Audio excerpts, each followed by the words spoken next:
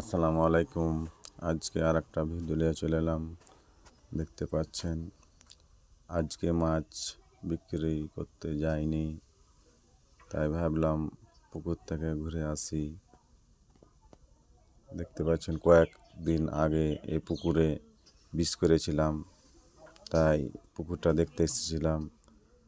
নতুন মাছ সেটিং করব, তার জন্য এসেছিলাম। দেখতে পাচ্ছেন আগামীকাল চুন মেরেছিলাম। পানির রং কত সুন্দর দেখতে পাচ্ছেন। নতুনভাবে ডাম দিয়ে ডোঙা করেছি। কিছু সময় পুকুরে আড্ডা মারলাম। আজকে কোনো মাছ বেচা কিনা হয়নি, তার জন্য আজ মাছ ছাড়া হয়নি।